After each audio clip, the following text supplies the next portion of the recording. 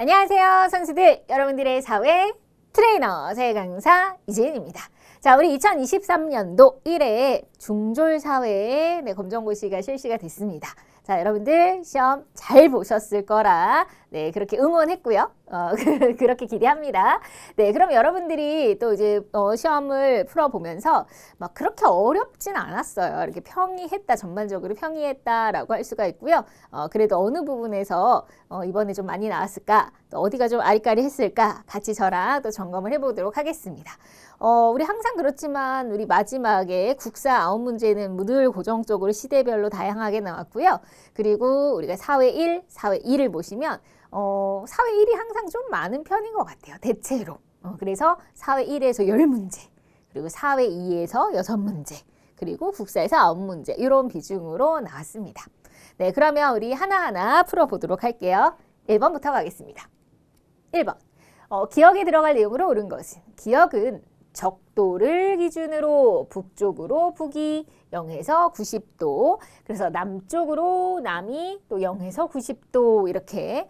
네, 그러면 지구가 있으면요. 자, 우리는 제일 첫 단원에서 배웠어요.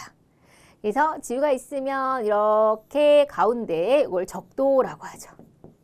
적도를 기준으로 이렇게 가로로 나눠 보고, 또 이렇게 우리가 바로 영국 그리스 천문대 거기를 기준으로 해서 또 세로로도 나눠봤죠. 그래서 가로는 위도, 세로는 경도라고 했어요. 네, 그래서 적도를 기준으로 여기를 0을 기준 삼아서 위로 90칸, 아래로 90칸 해서 1도, 2도, 3도, 90도. 네, 북쪽 위도다 북이, 아래로는 남쪽 위도다 남이 이렇게 표현하죠. 그래서 남이든 북이든 이것을 위도라고 얘기합니다. 그래서 정답은 2번이 되는 거죠. 위도. 네, 그리고 가로는 위도요, 세로가 경도입니다. 그리고 그 지역에서 좀 상징적인 거. 우리 동네에는 유명한 분수대가 있어서 누구나 다 알아요. 그게 이제 랜드마크라고 하는 거죠. 파리 하면 에펠탑 이런 것처럼 이걸 랜드마크. 그 다음에 우리가 행정적으로 주소를 이제 도로명 주소를 사용하잖아요. 네, 그래서 여기 정답은 위도입니다. 2번. 2번 갈게요. 기억에 들어갈 기후로 옳은 것을. 건조 기후는 연 강수량을 기준으로 이것과 이것으로 구분한다. 또 이제 기후 문제예요. 네, 그러면 또 한번 적도를 그려볼게요. 네, 적도가 가장 더워요. 무슨 기후? 열대 기후, 열대. 그리고 올라갈게요. 건조, 온대, 냉대, 한대. 우리 기후 문제는 꾸준히 한 문제씩 나오고 있어요. 네, 그렇게 순서대로 열대, 건조, 온대, 냉대, 한대. 그 중에서 건조 기후를 물어봤습니다. 근데 건조 기후는 이제 비가 오긴 오는데 많이 오질 않아요. 그래서 좀 증발량이 많죠. 강수량보다 증발량이 많은. 그래서 조금 다른 지역보다는 건조한 그런 기후고요. 건조 기후도 둘로 나눠요. 보통은 1년에 500mm가 안 올 때 건조기후라고 하고, 근데 좀 심각하게 하나 0에서 250, 이건 좀 심각한데, 그래도 250에서 500mm 정도는 그래도 조금 오는데, 이렇게 안 오는 걸 우리가 사막기후, 그리고 조금 요거보다 오는 기후, 이걸 스텝기후라고 합니다. 그래서 건조기후 안에도 사막과 스텝이 있어요. 그런데 그래서 강수량을 기준으로 뭐 정확히는 안 알려줬어요. 네, 아까 250mm에서 500까지 그 비가 좀 오면 스텝이고, 250에서 0, 0에서 250 이렇게 적게 오면 사막기후입니다. 답은 사막기후예요. 사막. 그래서 사막 지역은 스텝 기후 지역보다 강수량이 적으면 비가 더 안 오는 거죠. 그래서 강수량이 더 적고, 그래서 오아시스나 관계수를 이용해서 밀이나 대취하자. 건조기후는 밀이나 대취하자 많이 하잖아요. 그래서 사막기후. 그럼 볼게요. 열대 우림 기후는 열대 기후겠죠. 열대. 그리고 서한해양성 기후는 우리 영국과 같은 온대 기후. 온대 기후에는 우리나라처럼 온대 계절풍 기후가 있었고, 영국처럼 서한해양성 기후가 있었고, 그 다음에 이탈리아나 뭐 그리스나 에스파냐 같은 지중해성 기후가 있었죠. 온대 기후 중에서. 그래서 온대 기후 중에 하나였고요. 그 다음에 우리가 한대 기후에 툰드라 기후가 있었죠. 툰드라 기후. 그 추운, 여기는 한대 기후에 들어가요. 아주 추운. 그래서 건조 기후에는 1번이 정답. 자, 3번 갑니다. 다음 설명에 해당하는 이번엔 지형은, 지형. 석회암이 지하수에 녹으며 형성된 지역. 석회암. 지하수에 녹아서 형성된 독특한 지형이에요. 종류석, 석순, 석주가 나타나요. 아, 그러면 이렇게 동굴이 있는데 이 동굴 뭐라고? 석회동굴. 석회암 하면 석회동굴. 네, 그 동굴 안에는 네, 이렇게 고드름처럼 생긴 이게 있죠. 이걸 종류석이라고 해요. 종류석. 그 다음에 이렇게 반대로 아래에서 이렇게 싹 돋아나듯이 새순이 돋아난다. 석회암순이 돋아난다. 석순. 그리고 이 종류석과 석순이 이렇게 만나버렸어. 그래서 마치 기둥처럼 되는. 이걸 석회암, 기둥, 석주. 아주 볼거리가. 그래서 단양의 고수동굴, 석회동굴인데 거기 들어가시면 막 이렇게 화려한 볼거리가 있어요. 종류석, 석순, 석주. 이 석회암이 만들어낸 지형을 뭐라고 해요? 바로 석회동굴. 저기 답이 나왔죠. 석회동굴. 뭔가 어려운 듯한데 석회암, 석회동굴. 너무 쉽죠? 그죠? 근데 그동안은 사실 지형하면 제주도가 많이 나왔어요. 제주도에 가면 그 해안가에 멋있는 다각형의 주상절리가 보이고 그 다음에 화산이 터졌는데 올록볼록한 그 조그마한 화산이 많죠. 그 오름이라고 하죠. 기생화나 제주도. 제주도가 시험 문제 많이 나왔는데 이번에는 제주도가 안 나오고 석회동굴이 나왔어요. 그리고 갯벌은 우리 서해안의 밀물 썰물이 만들어낸 갯벌. 네, 정답은 4번입니다. 자, 이번에는 3번 문제. 다음 설명에 해당하는 자원의 특징은? 아하, 자원, 특성이에요, 특성. 그러면 자원은요, 특성 쭈룩. 자, 이 키워드만 놓고도 공부를 열심히 하신 분들은 특성은 이건데 이 중에서 골라야지 이렇게 할 수가 있는 거죠. 일단 자원이라고 하는 건 한계가 있다. 고갈이 된다. 그래서 한계가 있다. 이걸 유한성이라고 해요. 그 다음에 자원은 뭐 예를 들면 석유 같은 경우는 아주 옛날 옛적에는 쓸모없는 자원인데 지금 너무 중요하죠. 고무신? 옛날에는 쓸모가 있었는데 요즘 별로 쓸모가 없죠. 네, 그래서 이것을 이렇게 변화가 생기는구나. 가변성. 이렇게 표현하고 그 다음에 세 번째 자원에는 또 뭐가 있냐? 너무 한쪽에 골고루 있지가 않아요. 석유는 우리나라 없는데 다른 나라 중동에는 많고 이렇게 자원이 한쪽에만 몰려있다. 편재성. 자, 이 셋 중에 하나를 골라볼까요? 자원이 지구상에 고르게 분포하지 않고 일부 지역에 집중해서 분포한대요. 한쪽에만 있어. 너무 한쪽에만 존재. 한편에만 존재해. 이런 뜻이죠. 편재성. 정답은 2번입니다. 그래서 자원 특성을 정확하게 공부하셨다면 이 중에서 걸리게 돼 있어요. 자, 이번엔 5번. 기억에 들어갈 내용이 옳은 것은 여성 100명에 대한 남성의 수. 여성에 대한 남성의 수. 여자 대 남자. 예를 들면 여자가 여성이 100명이 있는데 남성이 120명 있으면 누가 더 많아요? 남자가 더 많네요. 남성이. 근데 여자가 100명인데 남성이 80이에요. 누가 더 많아요? 이 여성이 더 많죠. 이쪽이 더 많죠. 그쵸? 근데 여자가 100명인데 남자도 100명이에요. 그럼 딱 맞죠? 똑같죠? 자, 보세요. 자, 이것이 남자와 여자의 비율, 성비를 얘기하는 거야. 여성, 남성의 비율, 성비. 근데 남성이 더 많죠? 남자 초과, 남성 초과, 남초 이렇게 해가고 여자가 더 많죠? 이거는 여자가. 그러면 여초, 여자 초과 이거고 그 다음에 똑같아요. 그럼 성비가 딱 맞는 거죠. 그렇죠? 그래서 성비는 항상 여성 100명을 기준으로 이렇게 말해요. 그래서 일부 국가에서 남아선 우리 과거에 우리도 그랬잖아. 남자 아들을 낳아야 돼 이러니까 남자의 숫자가 훨씬 더 많았어요. 그래서 바로 이 성비가 불균형의 문제가 생겼고 그렇게 되면은 초등학교 때 뭐 이렇게 남녀 짝꿍도 서로 안 맞고 남자가 훨씬 많으니까 그 나중에 결혼할 때 남자가 더 남아 돌겠죠. 그렇죠? 이렇게 되면 네, 그래서 장가 못 가는 그 남자분들이 생길 거고. 성비 불균형의 문제입니다. 자, 여기에 들어갈 말은 성비. 근데 만약에 이거를 내가 여자 100명당 남자 이걸 몰랐다 하더라도 지금 여성, 남성, 성과 관련된 얘기를 하고 있잖아요. 관습, 도덕, 문화, 성에 대한 비율, 성비 이렇게 우리가 충분히 여기 있는 지문의 내용으로도 정답을 찾아낼 수가 있어요. 정답은 4번입니다.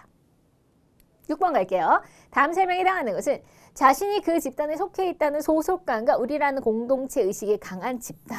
네. 자, 우리가 사회 집단을 배웠었죠. 집단은 좀 종류가 많아서 헷갈렸었어요. 네, 그래서 일단은 내가 소속감이 있느냐 없느냐. 내 집단, 내 집단. 우리 학교야. 우리 학교 아니네. 그쵸? 그럼 내가 우리 학교면 내가 속해 있어요. 내 집단. 근데 저기는 우리 학교가 아니에요? 그럼 왜 집단? 우리 집이야. 우리 가정이야. 내 집단. 아셨죠? 그래서 내 집단은 우리라는 소속감이 딱 있는 거예요. 소속감. 속해 있으니까. 근데 속해 있지 않다면 왜 집단? 그러면 이건 내 집단 중에 내 집단. 그 밖에는 내가 정말 접촉 방식이라고 해서 끈끈한 접촉을 한다면 1차 집단, 그렇지 않으면 2차 집단. 그리고 이 집단이 왜 생겼느냐? 그 결합, 어떤 의지에 따라서 공동사회, 이익사회. 이렇게도 구별하죠. 그렇죠? 그래서 여러 가지 집단의 분류를 했고 이거 헷갈릴 수가 있는데 그 중에서 소속감에 따른 네 집단이 이번에 나온 거예요. 그리고 뭐 역할 갈등, 이 역할 갈등도 우리 시험 문제 잘 나오는 용어죠. 그렇죠? 사회 용어로. 정답은 1번입니다. 자, 7번. 다음 설명에 해당하는 정치 주체는 이해관계를 같이 하는 사람들이 자신의 특수한 이익을 실현하기 위해서 만든 단체입니다. 정치. 대한민국 민주주의 국가니까 누구나 정치할 수 있어요. 우리 각자 한 사람 한 사람의 개인, 시민도 가능하고요. 뭐 대통령 같은 뭐 나란 일 하는 사람도 가능하죠. 자, 그런데 우리가 뭘 배웠냐면 예를 들어서 자, 이제 혼자보다는 그래도 집단적으로 하는 게 좀 목소리를 낼 수가 있잖아요. 그래서 공익을 위해서 모였어요. 공익을 위해서. 그리고 자발적으로 모였고 공익을 위해서. 그리고 어떤 정치적인 목적이 있는 건 아니에요. 사회의 어떤 긍정적인 방향, 이걸 시민단체라고 하죠. 근데 공익이 아니라 자기들만의 이익을 위해서 모였어요. 뭐 변호사회, 의사회 이런 것처럼 자기들만의 이익, 그것을 이익 집단이라고 말하죠. 자기들만, 공익이 아니라 사적인 이익이에요.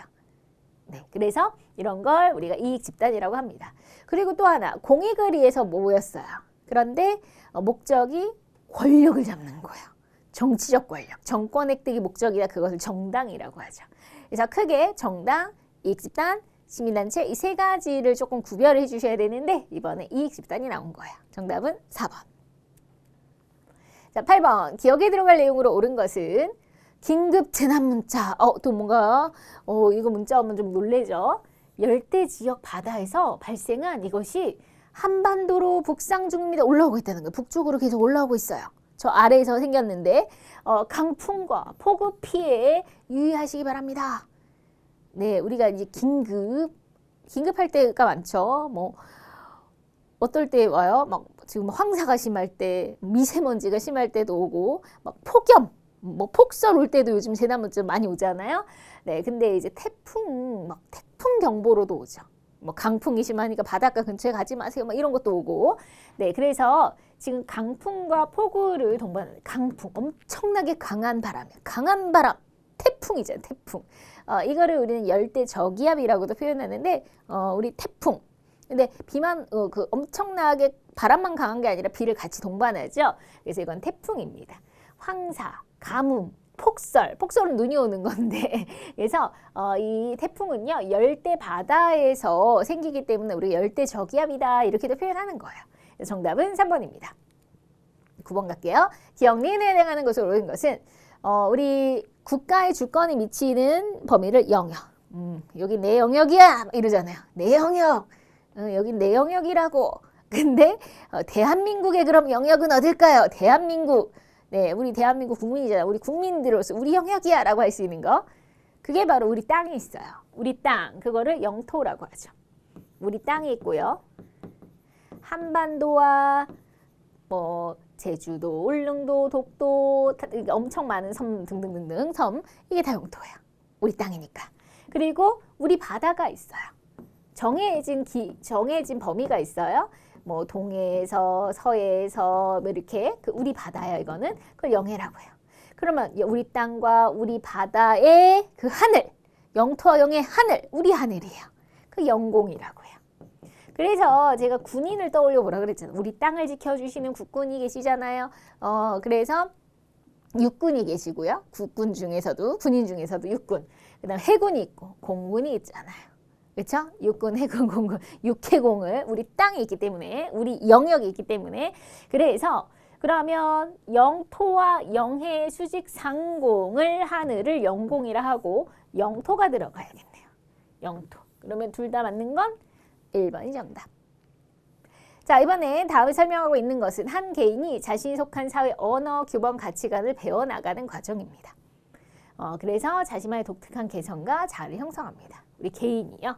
배워나가요. 자, 우리가 태어났을 때 처음 응애 하고 태어납니다. 누구나. 그때는 우리 갓난아기가 뭘 알아요. 동물과 다를 바가 없어요. 그냥 울잖아요. 말도 못하고 배고프다고 울고 졸리다고 울고 쉬 쌌다고 울고 그냥 다 우는 것만 표현하죠.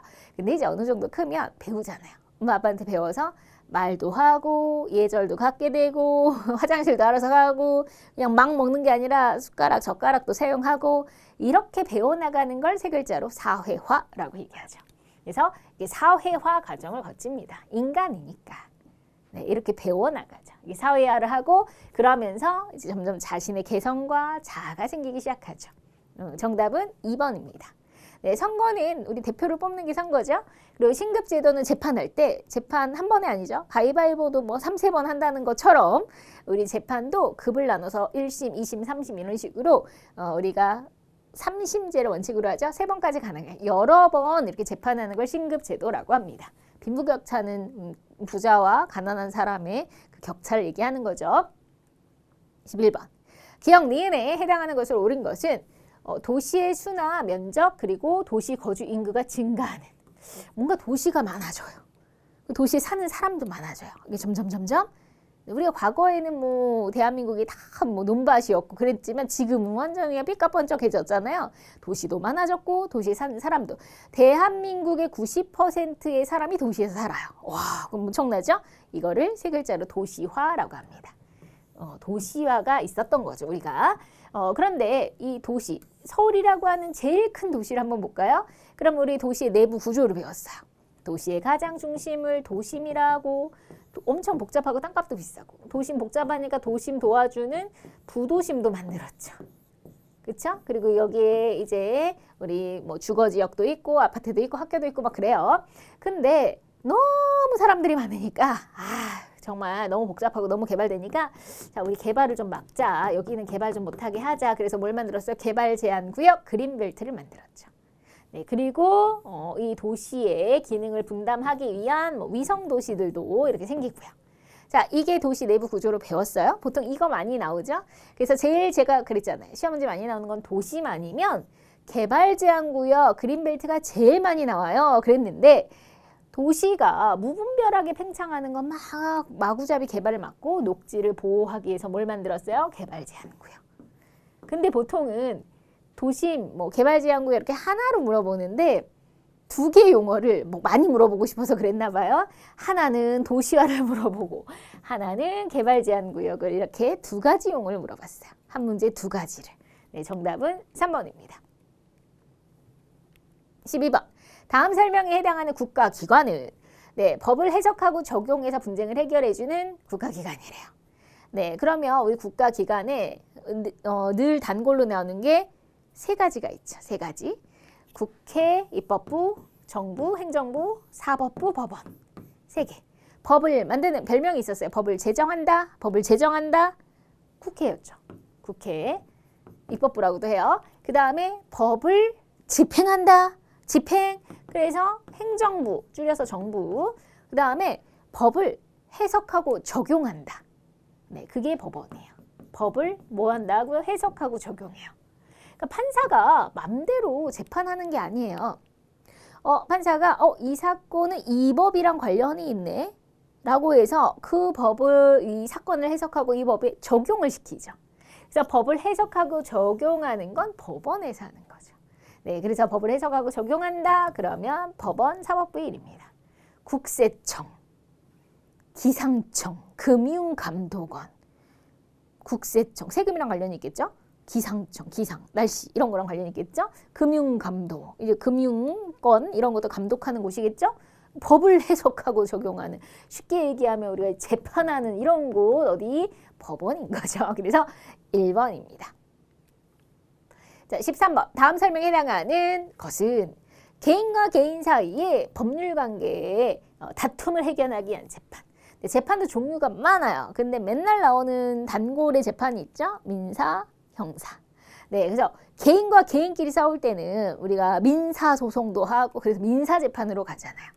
그래서 우리가 그림으로도 시험 문제 많이 주죠. 여기 원고가 있고 재판을 건 사람, 여기 재판을 이제 걸었으니까 당한 사람 피고가 있죠. 그리고 각각 변호사 이렇게 대동하고 판사가 딱 있어서 모든 걸 들어주고 나중에 판결하잖아요. 이렇게 원고와 피고가 있는 민사, 개인과 개인끼리. 네, 이게 바로 민사재판이에요. 개인과 개인끼리, 민서. 그러면 우리가 그 다음에 시험 문제 많이 나오는 게 형사잖아요. 형사. 형사는 뭐야? 언제 형사가 있어요? 범인 잡을 때. 범죄랑 관련이 있다는 거죠. 형사재판은. 네, 그래서 그러면 그 재판을 원하는 사람 그 원고가 바로 검사가 되는 거죠. 형사재판은 검사.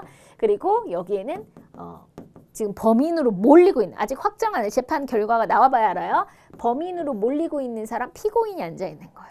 그래서 검사는 이 사람이 죄가 있다 하고 막 증거를 대고, 그다음에 피고인은 아니다, 나 억울하다. 근데 이제 혼자서 법 전문가가 아니니까 이제 변호인이 필요하죠. 네, 그래서 변호사를 대동해서 그래서 검사가 있고 피고인이 있다면 형사재판, 범죄와 관련한. 네, 그게 형사재판이죠. 그래서 이제 행정이랑 관련된 건 행정, 선거랑 관련된 건 선거재판. 많은 재판의 종류가 있는데 민사 형사가 우리가 시험 문제 단골이야. 이거 아니면 이거가 맨날 나오는데 이번에는 3번이 나왔습니다. 어떨 땐 그림 주고 어떨 땐 말로 주고 계속 바꿔가면서 내는 거죠. 자, 14번. 자, 우리 또 크로스 문제 나왔어. 크로스. 네, 수요와 공급 크로스. 그러면 뭐가 결정돼요? 시장 가격이 결정되죠. 그래서 우리가 보통 네, 이렇게 수요와 공급이 만나면 짜잔 여기서 가격이 형성돼서 거래가 되죠. 근데 이제는 조금 더 난이도를 올렸어요. 그래프가 왔다리 갔다리 하는 그래프를 줬어요. 지난번부터 조금 이제는 왔다리 갔다리 하는 걸 주고 있어요. 옛날에는 무조건 이렇게 단순한 거, 가격 얼마, 거래량 얼마 이런 것만 물어봤는데, 자, 그런데 수요 곡선이 오른쪽으로, 자, 원래는 이랬는데 이 점점점점을 보시는 거예요. 오른쪽으로 이렇게 수요 곡선이 이동했어요. 수요가 증가했다는 뜻이에요. 수요가 증가했습니다. 그러면 자, 예를 들면 수요가 뭐예요? 사려는 거잖아요. 이게 빵이라고 해볼까? 이게 빵. 어떤 빵이 있는데 시장에서 수요와 공급이 있는데 갑자기 이 빵이 너무 인기가 많아서 사람들이 너도 나도 이 빵 더 사려고 하는 거예요. 그래서 수요가 증가했어요. 너도 나도 빵을 더 사려고 하니까 빵 가격이 어떻게 될까요? 오르겠죠. 그리고 빵 더 잘 팔리겠죠. 많이 팔리겠죠. 그렇죠? 그래서 이렇게 올라가고 보니까 여기가 점이 생겼어요. 그러면 여기 가격이 아니라 위의 가격으로 바뀌었죠. 네, 그래서 다시요. 여기서 보세요. 원래 여기였는데 가격이 여기였는데 수요 곡선이 이렇게 가면서 여기에 새로운 수요와 공급의 곡선이 만났고 가격이 일로 올라가서 가격 올라갔어요. 옛날에 이만큼 거래되던 게 이제 이만큼 찾는 사람이 많아지니까 거래량도 늘었죠. 그래서 옛날보다는 가격도 올라 거래량도 증가한 거죠. 균형 가격 상승, 균형 거래량 증가. 그러면 둘 다 맞는 건 2번이 정답. 15번 다음에 설명하고 있는 제도는 국가기관에서 선거 과정을 관리하고 선거랑 관련이 있네요. 선거운동의 비용의 일부를 국가와 지방자치단체가 부담하는 그런 제도입니다. 네, 선거랑 관련이 있어요. 네, 우리가 선거는 민주주의의 꽃이라고 해요. 민주주의의 꽃. 진짜 우리 국민들이 정말로 제대로 투표를 해서 제대로 된 사람을 뽑아야 되잖아요. 우리 대표로서. 그래서 정말 공정하게 진행이 돼야 됩니다. 그래서 공정한 선거를 위해서 우리가 선거의 사원칙도 있는 거죠. 보통 선거, 평등 선거, 직접 선거, 비밀 선거 이렇게 우리가 선거의 사원칙도 있는 거고 선거구를 법으로 정하는 선거구 법정주의 이런 것도 있는 거고요. 선거관리위원회도 있고요. 그 다음 우리가 모든 후보에게 골고루 기회를 주고 그리고 너무 예를 들면 정말 능력 있는 후보자인데 돈이 없어서 자기 홍보를 못한다. 그럼 너무 안타깝잖아요. 그리고 또 너무 돈이 많은 후보여가지고 재벌 출신이에요. 그럼 돈이 많다고 막 너무 홍보를 많이 하면 그것도 아니잖아요. 왜냐면 홍보를 많이 할수록 사람들이 그 사람을 많이 접해봤기 때문에 그 사람 뽑을 확률이 있어요. 능력과 별개로 돈 때문에. 그래서 그걸 막기 위한 거예요. 너무 지나친 선거운동의 과열 이런 것도 막고 그리고 가난한 후보에게도 홍보할 수 있는 기회를 그래서 줘야 될 거 아니에요. 그래서 후보자에게 선거운동에 균등한 기회를 보장하는 그런 그래서 부정선거도 막고 그래서 선거운동의 그 비용의 일부를 국가가 좀 부담해주는 이것을 선거 공영제라고 얘기합니다. 선거 공영제. 네, 그래서 요거 제도 이것도 중요한 제도죠. 근데 선거랑 관련했어요. 선거 공영제. 정답은 3번이죠. 우리가 입법부 행정부의 관계에 따라서 대통령제냐, 의원내각제냐 이렇게 나누죠. 그때 의원내각제도 뭐 시험 문제 워낙 많이 나오는 거고, 그 다음에 우리가 이제 지역에 지방자치제도 하면 우리 지역에서 지역 주민들이 투표도 하고 그 지역에 대표를 자를 수도 있죠. 주민 소환도 할 수 있고 뭐 이런 제도들이 있죠. 네, 그래서 선거와 관련된 건 3번입니다. 자, 이번 16번 기억 니은에 들어갈 경제활동으로 옳은 것은, 자, 필요한 재화나 서비스를, 경제활동은 크게 세 가지가 있죠. 자, 뭔가를 만들어내는 거예요. 전 열심히 강의를 만들어내고 있어요. 수업을 하면서. 그렇죠? 가수는 노래를 하면서, 그게 생산이, 같이 의사는 진료를 하면서. 네, 이것이 생산입니다. 그리고 열심히, 회사에서 열심히 일을 하면 나중에 월급을 받잖아요. 일한 대가로. 그것이 분배입니다. 그리고 내가 돈을 벌었어요. 강의 열심히 해서 돈 벌었어요. 그럼 이제 먹고 싶은 것도 먹고, 뭐 사고 싶은 것도 사고 이러겠죠. 이거 소비하는 거죠. 그쵸? 생산, 분배, 소비. 이게 대표적인 경제 활동이에요. 그럼 고르면 되죠. 그래서 우리가 경제 기본적인 용어를 배웠을 때 누가 경제 주체죠? 가계, 기업, 정부, 외국 이렇게 있고, 무엇을, 재화와 서비스를 어떻게 해요? 생산, 분배, 소비하는 활동. 그게 경제 활동이잖아요. 그럼 필요한 재화나 서비스를 만들거나 가치를 높인다. 만들거나 가치를 높이는 게 생산이죠.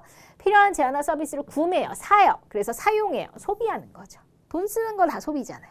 그러면 기억은 생산, 니은은 소비. 생산, 소비를 찾으시면 되겠네요. 정답은 4번입니다.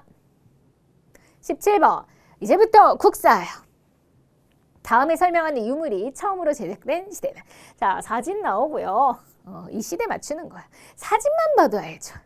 구석기, 신석기, 청동기, 철기. 구석기에는 뗀석기가 있죠. 주먹도끼 이런 게 있고, 신석기에는 간석기가 있죠. 네, 이렇게 맨들맨들하게 갈아진 거, 빗살무늬, 토기 이런 거 사진을 잘 주잖아요. 이번엔 청동기 시대는 청동으로 만든 검이 있는 거죠. 그래서 비파형 동검, 청동검이잖아요. 약간 비파 모양의. 그러면 청동기 시대에 나온 청동검이죠. 이 사진만 봐도 사실은 정답은 쉽게 찾을 수가 있어요. 네, 그러면 내용을 볼까요? 만주 한반도 지역에 이렇게 비파형 동검이 중국식 동검, 중국식 스타일하고 좀 달라요. 그래서 우리는 칼날과 손잡이를 따로 만들어 조립하는 것이 특징이다라고 비파형 동검이 중국식 검과 뭐가 다른지를 이렇게 상세하게 했는데, 오히려 이 내용보다는 사진만 봤을 때 탁 알아듣기가 쉽죠. 그렇죠? 네, 정답은 3번입니다. 자, 이번엔 18번. 다음 정책을 시행한 고구려 왕은. 네, 우리가 시대별로 우리가 진짜 국사 엄청나게 많이 배웠는데 몇 문제 안 나오잖아요. 그래서 선사시대, 구석기, 신석기, 청동기, 철기에서 최초의 국가 고조선이 있었고, 고조선 다음에 부여, 고구려, 옥저동에 삼한 이렇게 또 우리가 철을 바탕으로 한 여러 국가가 있었고, 그리고 우리 뭐가 있나요? 다시요. 네, 그래서 고조선 다음에 그게 있고, 이제 우리 고대 시대, 고구려, 백제, 신라, 가야가 있죠. 가야는 빨리 망했고 삼국시대로 고구려, 백제, 신라가 쭉 이어가다가 그 다음 어떻게 됐나요? 결국에는 신라가 삼국을 통일해요. 그래서 통일 신라가 됐고, 위에는 발해가 생기죠. 그렇죠? 그 옛 고구려 자리 발해. 그래서 북쪽에 발해, 남쪽에 신라, 남북국 시대다. 그러다가 다시 이제 신라가 분열되고 하면서 후삼국이 잠깐 됐죠. 후고구려, 후백제, 신라. 그러다가 이제 고려가 생겨요. 고려가 여기를 다시 재통일해서 고려가 쫙 오래가요.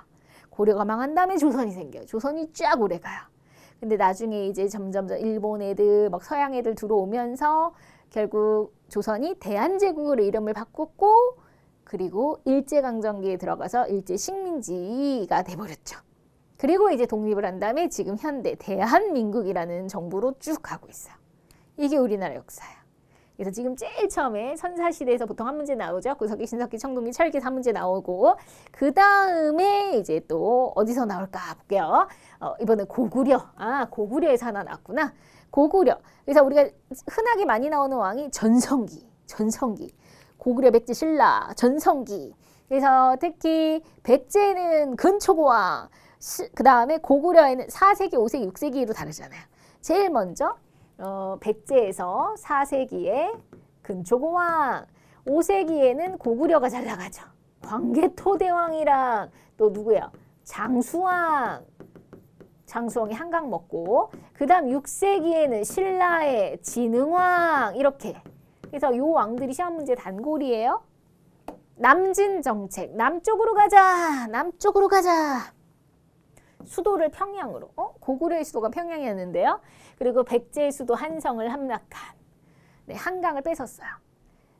자, 위에 있는 나라였거든요. 위에 있는 나라가 고구려, 백제, 신라잖아요. 위에 있었어요.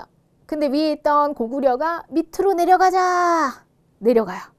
그래서 결국 한강도 먹고 백제의 수도도 먹어버리죠. 누구예요? 장수왕. 네, 장수왕, 고구려 왕 장수왕. 근데 가만 보세요, 여러분. 자, 이 내용을 알면 뭐 평양, 남진 정책, 뭐 한강을 먹었다 이러면 바로 이제 장수왕도 쉽게 아셨을 텐데, 진흥왕은 신라 사람, 충선왕, 충자, 이름에 충자 들어간다는 건 옛날에 원나라 간섭기에 원한테 충성한다는 의미로, 아, 고려왕이네. 선덕여왕, 선덕여왕 신라인데, 그럼 고구려왕은 장수왕밖에 없는 거였어요. 그렇죠? 이 내용을 몰라도 고구려왕은 한 명밖에 없었구나. 2번이 정답입니다. 19번.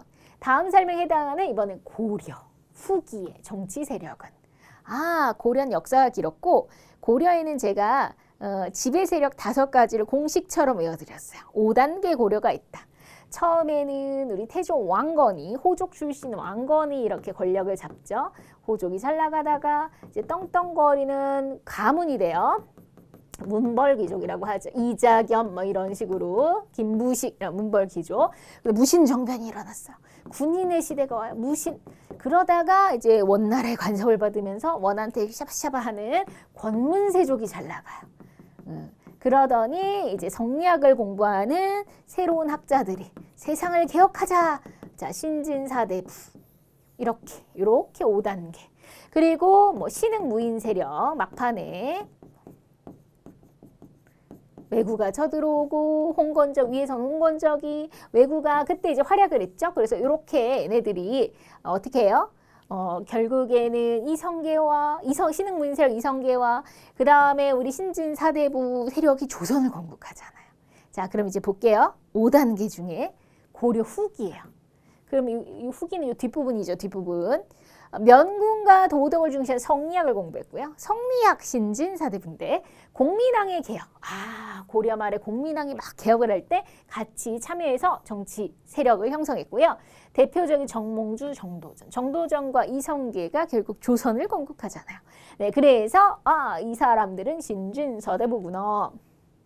진골, 성골, 진골, 이건 골품제도, 신라의 골품제도, 육두품, 이거는 신라 시대 때 골품제도에서 나오죠.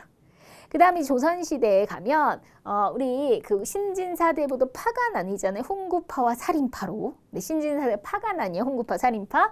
네, 근데 이건 조선시대의 표현이고, 신진사대부인 거죠. 고려 말에 신진사대부가 결국 조선의 주요 세력이 되는 거죠. 정답은 4번입니다. 자, 이번에 20번 갈게요. 밑줄 친 기억에 해당하는 나라는, 자, 대조영이 세운 나라에 대해서 알고 있니? 대조영 끝났는데, 건국자 대조영 발해를 세웠잖아요. 그렇죠? 네, 이것만 알아도 태조 왕건이 뭘 세웠어요? 왕건, 고려, 이성계, 조선, 단군왕건, 보조선. 그렇죠? 이렇게 건국자만 알아 탁 나와야죠. 9세기 전반에 고구려 옛 땅을 대부분 회복하고 전성기를 이뤄서 당나라부터 이 나라는 해동성국. 와, 그 해가 뜨는 동쪽에 엄청난 번성한 국가가 있다. 동쪽 바다에. 그게 해동성국이잖아요. 네, 발해고요. 발해를 표현한 거고, 그래서 정답은 1번입니다. 그래서 발해가 있을 때 아래 그 통일신라가 있어서 남북국 시대를 이뤘다 이렇게 얘기했죠. 정답 1번입니다. 그래서 지금 선사시대 나왔다가 고구려 나왔다가 지금 발해도 한번 시험 문제 나온 거고, 그리고 고려도 아까 신진사대부 고려를 한번 물어봤어요. 시대별로도 이렇게 하나씩 물어보고 있는 거예요. 자, 이번에는 조선으로 갔네요. 자, 어떤 책일까요? 이제 책을 물어봐요. 태조, 이성계 때부터 철종까지 쭉 우리 역대 왕들의 그 역사적 사실을 기록한 책이에요. 유네스코에서 지정한 세계 기록유산에 등재되어 있는 우리 역사책입니다. 그것이 뭘까요? 태조, 이성, 태정, 태세, 문단세, 예성, 연정, 임년사원, 광인, 여연, 숙경영, 정순원철, 고우순 이렇게 있는데 거기서부터 태조부터 철종까지 쫙 왕들의 역사를 자 제가 지금 힌트를 드리는 거예요. 조선의 왕들의 역사를 조선왕조실록이죠. 네, 그래서 정답은 4번입니다. 네, 이 정도는 상식적으로 세계에서 인정받는 책이잖아요. 농사직설은 세종대왕님께서 백성들을 너무 사랑하시잖아요. 농사 이렇게 지으면 더 잘 된다라고 알려주는 책이에요. 농사 기술이라든지 그래서 그걸 바탕으로 농사를 지어서 농사가 더 잘 되게끔 그래야 농사가 더 잘 돼야 백성이 더 먹고 살기가 좋잖아요. 세종 때 동의보감 뭐요? 허준의 동의보감 이것도 유네스코 지정 세계기록유산이에요. 의학서적이죠. 의학서적. 그 다음에 고려사의 역사를 담은 역사책이에요. 조선시대에 만들어진 거예요. 네, 근데 우리가 요 정도 딴 건 몰라도 요거하고 요거는 상식적으로 좀 아셔야 돼요. 동의보감과 조선왕조실록은 시험 문제 종종 나와요. 네, 정답 4번입니다. 22번. 다음 설명에 해당하는 민족 운동은 이번에 일제강점기. 일제시대에 일본이 우리나라를 강제로 점령한 시기죠. 자, 너무 화가 나잖아요. 그때 우리 민족이 정말 남녀노소 불문하고 대한독립 만세 외쳤던 네, 최대 운동이 있죠. 최대 규모의 민족운동 바로 3월 1일 날 3.1절 그래서 그러잖아요. 우리 3월 1일 그래서 3.1운동이 일어나요. 1919년 바로 그 운동은 그 민족운동은 3.1운동입니다. 세계를 깜짝 놀라게 했던 그래서 3.1운동 이후에 대한민국 임시정부가 상하이에 만들어지게 되죠. 그래서 3.1운동의 계기로 대한민국 임시정부가 수립되는 그런 계기도 됩니다. 네, 그래서 이 일제강점기 하면 3.1운동 워낙 뭐 시험 문제에 많이 나오니까 뭐 어렵지 않을 거고 유관순이 떠오르죠. 새마을운동. 박정희 시대에 이제 농촌의 근대화 이런 걸 위해서 했던 운동이고요. 국채는 나라 빚이에요. 나라 빚 깎기는 1907년에 벌어집니다. 일본이 우리가 원치도 않는데 막 철도 막 이런 거 막 만들어 놓고 다 우리 빚이래요. 빚을 산더미같이 쌓아놓은 거예요. 그래서 우리가 돈을 모아서 일본의 빚을 갚아버리자. 이런 대구에서 시작된 국채보상운동, 나라 빚갚기 운동입니다. 1907년에 물산장려운동은 이게 일제강점 1920년대에 일어난 건데 국산품 애용운동이에요. 자, 우리 기업이 있었어요. 그러면 한국 사람들이 우리 기업이 만든 물건을 우리 한국 사람들이 사준다면 우리 기업이 그래서 좀 성장할 거 아니에요. 그래서 국산품 일본 거 사주지 말고 우리 기업의 물건을 사주자. 그게 국산품 애용 운동입니다. 물산장려운동. 그래서 이것도 다 중요한 운동들이에요. 3.1운동, 뭐 새마을 국채보상 물산 이것도 시험 문제에도 나왔었고 그래서 뭐 사건들은 너무 많은데 이번에는 3.1운동을 낸 거예요. 그럼 다음에는 또 물산장려운동이나 국채보상운동 낼 수 있죠. 23번. 밑줄 친 기억에 해당하는 법은 광해군. 광해군 시대에 공납의 폐단을 극복하고 국가 간의 재정을 확보하고자 경기도에서 처음 시행한 법입니다.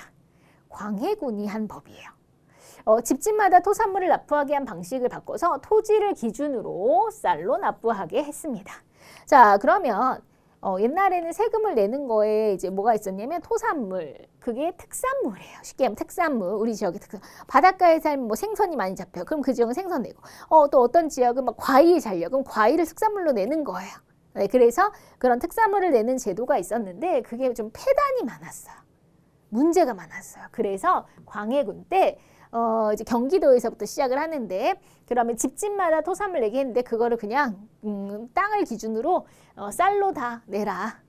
그래서 쌀로 받는 이것을 대동법이라고 하죠. 네, 대동법 아주 중요합니다. 대동법 시험 문제 잘 나와요. 조선 후기에 아주 중요한 법 중에 하나이죠. 대동법. 유신헌법은 뭐예요? 박정희 시대에 완전 헌법을 자기 멋대로 권위적인 헌법으로 뜯어 고친 독재 헌법이죠.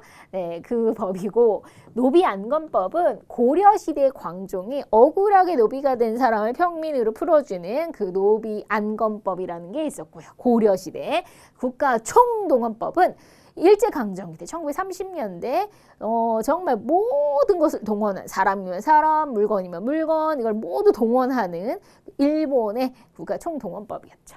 네, 그래서 여기 광해군 하면은 대동법 이렇게 탁 나와야 돼요. 네, 정답은 1번입니다. 24번. 기억에 들어갈 내용을 옳은 것은 제 수행평가. 이순신! 아우, 끝났네. 이순신 하면 언제 나와야 돼요? 이순신 장군님. 네, 우리 100원짜리 동전에도 계시고, 이순신 장군님 하면은 임진왜란이잖아요. 조선시대에 일본이 우리를 공격했고 7년간의 전쟁이 있었어요. 우리가 이겼죠.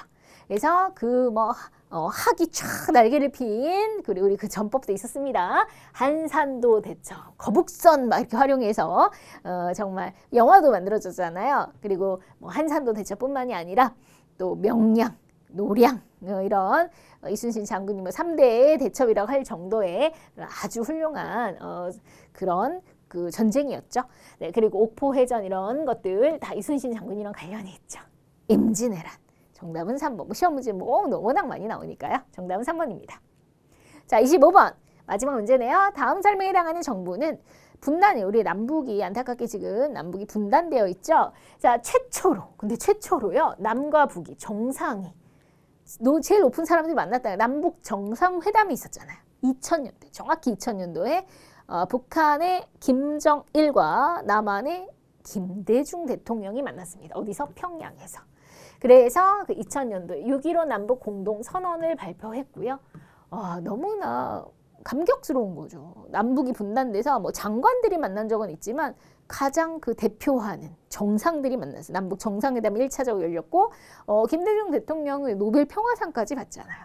그래서 이 선언에서 남과 북은 경제, 문화 등 교류와 협력을 활성화하고 이산가족 문제 등을 조속히 풀어나가기로 합의했다. 네, 그래서 정말로 많은 훌륭한 업적들이 있죠. 바로 이 정부는 김대중 정부입니다. 네, 정답은 4번이 정답이에요. 네, 이렇게 해서 우리 25문제 쭉 풀어봤습니다. 네, 어떠세요? 충분히 풀만했습니다. 정말로 기존에 중요하다 하는 용어들 위주로 정말 나왔고 반복돼서 나온 것들이 굉장히 많아요. 네, 그래서 이 정도는 여러분들 좀 가뿐하게 풀어야 됩니다. 네, 그래서 여러분들이 분명히 근데 사회가 양이 많다 보니까 그 놓친 부분이 있어요. 이러신 부분들은 있었을 거예요. 그러니까 여러분들이 조금 약했던 것들을 잘 체크해서 그 부분을 집중적으로 공부하시는 거 그것을 추천드릴게요. 너무너무 수고 많이 하셨고요. 여러분들이 합격을 하셨으면 멈추지 마시고 그 다음 단계로 나아가세요. 여러분들은 뭐든지 가능하신 분들이잖아요. 그래서 계속 멈추지 마시고 꿈을 향해서 나아가시는 거 제가 그걸 응원하도록 하겠습니다. 네, 여러분 수고 많이 하셨어요. 여러분들 화이팅!